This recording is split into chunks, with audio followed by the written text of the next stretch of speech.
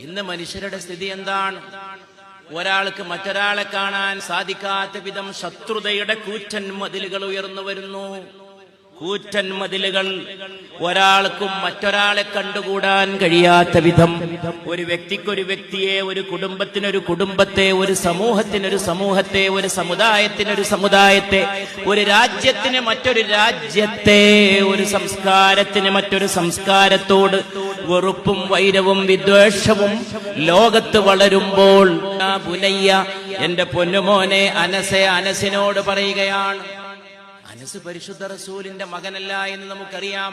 പക്ഷെ പറയാൻ പോകുന്ന കാര്യത്തെ അത്രമേൽ ഉത്കടമായ ഹൃദയാലുത്തത്തോടെ, അത്രമേൽ പ്രധാനപ്പെട്ട ഒരു സത്യം ലോകത്തെ പഠിപ്പിക്കുകയാണ്. യാ ബുനയ്യ ഇൻ ഖദിർത അൻ തുസ്ബിഹ വതുംസി ലൈസ ഫീ ഖൽബിക ഗശ്ശുൽ ലിഅഹദിൻ.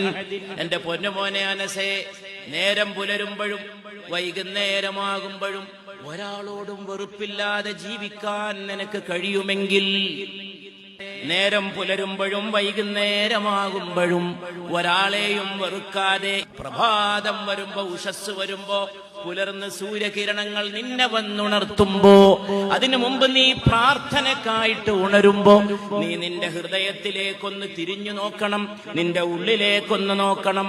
ആരോടെങ്കിലും വെറുപ്പുണ്ടോ എന്ന്? ആരോടുമില്ല. ഒരാളോടും ഒരു വൈരം പോയിട്ട്, വിദ്വേഷം പോയിട്ട്, ശത്രുത പോയിട്ട്, വെറുപ്പ് പോയിട്ട്, ഒരു നീരസം പോലും ഇല്ലാതെ നിനക്ക് പ്രഭാതമാകാനും പ്രദോഷമാകാനും കഴിയുമെങ്കിൽ, വദാലിക മിൻ സുന്നത്തി, അതാണ് എന്റെ പൊന്നുമോനെ അനസേ എന്റെ മാർഗം. അങ്ങനെ നിനക്കാകാൻ കഴിയുമോ?